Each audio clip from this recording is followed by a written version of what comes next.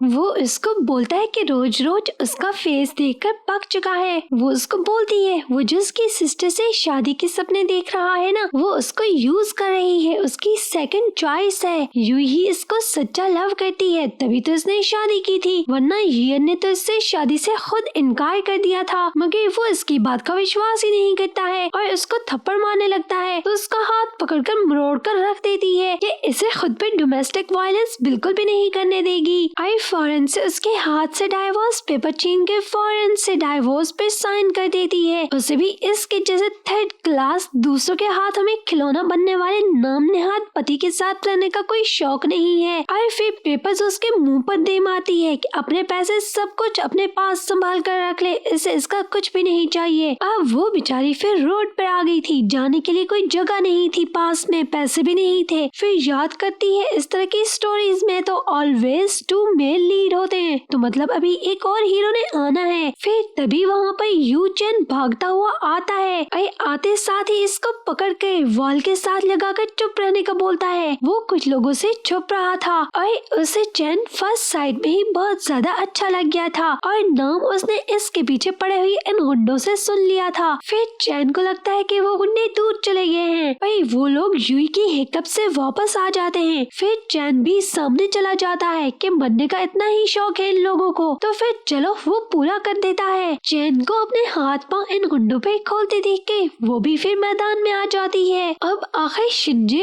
और गू फैमिली का सारा गुस्सा उसने किसी पर तो निकालना था ना, सो उन पर ही निकालना स्टार्ट कर देती है। दोनों इन गुंडों को इनकी नानी का घर याद दिलवाने के बाद हाथ साफ कर लेते हैं और गुंडे दुम दबाकर वहाँ से भाग जाते हैं। इसको लगता है कि कोई थैंक्स मैक्स बोलेगा उसको, मगर सिर्फ ब्रेव बोलकर अपने असिस्टेंट लियांग को कॉल करने लगता है और इसकी तो कोई बात ही नहीं सुनता है, उल्टा बोलता है उसको इम्प्रेस करने के लिए इसके जैसे कई लोग उसके आगे पीछे फिरते रहते हैं। फिर तभी उसके हार्ट में पेन होने लगता है, मगर चैन को उसे देखकर सब नाटक लग रहा था कि उस पर ट्रिक खेल रही है उससे अपने पास लाने के लिए। फिर जब तक बेहोश होकर गिर नहीं जाती है उसको ड्रामेबाज बोलता रहता है, मगर फिर अपने आदमी के साथ उठाकर उसे घर ले जाता है। डॉक्टर लियांग जो कि उसका असिस्टेंट और फ्रेंड भी था उसको बताता है इसे हार्ट डिजीज है। चैन याद करता है जैसे रख रख कर गुंडों को ठोक रही थी, लगता तो नहीं है, जिस पर लियांग बोलता है यार डिग्री मैंने ले रखी है तो कुछ तो इज्जत कर ले मेरे प्रोफेशन की, सच बोल रहा हूँ कि बीमार है। तब तक यूई की भी आंख खुल जाती है और पूछने लगती है कहाँ है। चैन के घर पर होने का सुनकर सबसे पहले अपने ऊपर नीचे का सामान देखती है कि सब पूरा तो है। चैन भी एक बहुत ही ज्यादा कोल्ड हार्टेड हीरो होता है शिंजी की तरह। अब उसकी आंख खुलती है उसे फौरन वहाँ से चले जाने का बोलता है, मगर वो भी फौरन से हिसाब किताब लगाती है कि एक टक्का इसके पास है नहीं, जाएगी कहाँ। अगर इसे घर ले ही आया है तो इधर ही रहने का कोई चांस निकालती है ना। उसको बोलती है इसने उसको बचाया है, अब उसकी रिस्पॉन्सिबिलिटी लेना होगी उसे। वो बोलता है वो तो पहले ही जानता था उसके करीब आने के लिए सब बहाना था, मगर गलत बंदे को पकड़ लिया है उसने, वो उसके हत्थे नहीं चढ़ने वाला है।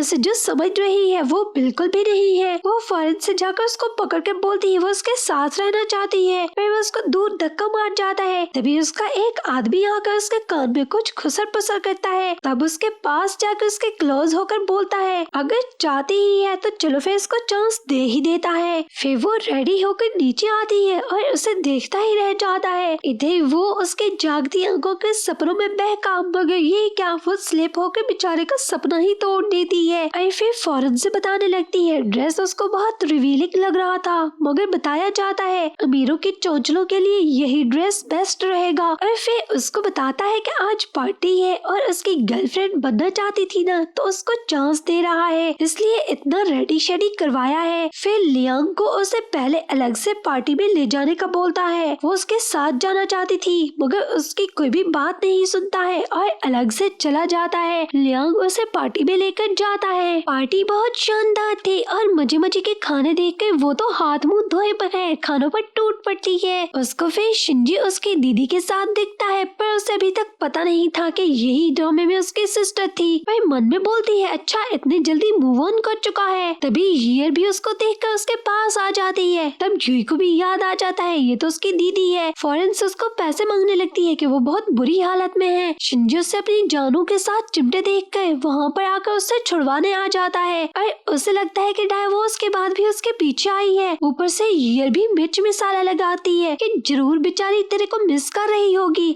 आखिर मेरे से तुझे छीनने के लिए भी तो बेचारी ने कितने पापड़ बेले थे ना। ईयर को बोलती है अभी भी चालाकू मौसी है, मगर शिंजी उसे कुछ बोलने ही नहीं देता है, उल्टा चुप रहने की धमकी लगाता है। अगर उसने कुछ किया तो सिक्योरिटी को बुलाकर उसे बाहर फेंकवा देगा। वो उससे बोलती है कि गलत फहमी है उसकी, वो इतना सुंदर परा नहीं है कि उसके पीछे ही पड़ी रहेगी। वो अब यू चैन की गर्लफ्रेंड है। मगर उसके ये बोलते ही सब लोग सुनकर उसका मजाक बनाने लगते हैं। ये मुंह और मसूर की दाल कि झूठ बोल रही है। ये बताती है चैन तो कभी किसी गर्ल को पास भी नहीं आने देता है, उसे तो विमेन फोबिया है। और फिर इस तरह की पार्टी में वो और गर्लफ्रेंड के साथ हो और ऊपर से डाइवोर्स तेरे जैसी गर्ल, ये तो बिल्कुल इम्पॉसिबल है। वो क्यों बनाएगा तेरे को गर्लफ्रेंड। शिंजी तभी सिक्योरिटी को बुलाकर उसे बाहर फेंकवाने का बोलता है कि झूठी ना हो तो।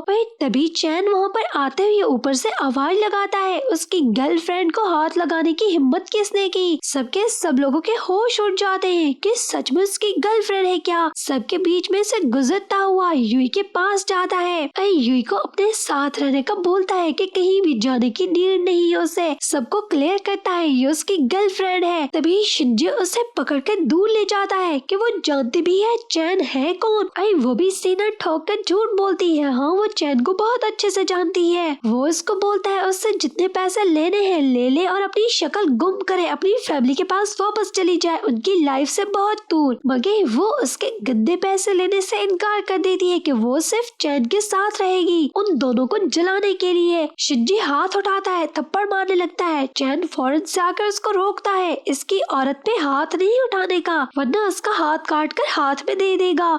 इन दोनों को बोलता है कि ईयर और उसकी शादी होने वाली है ना, तो इन दोनों को उसकी शादी पर ये बड़ा गिफ्ट देना चाहता था। जब उसको दूर लेकर जाता है उसको बोलती है नाटक तो बहुत बढ़िया किया है उसने। पूछता है सब लोग इससे डरते हैं, वो नहीं डरती है क्या। जिस पर हंसकर उसका मजाक बनाती है। डरना काहे का, इसकी सेम एज का ही तो दिखता है।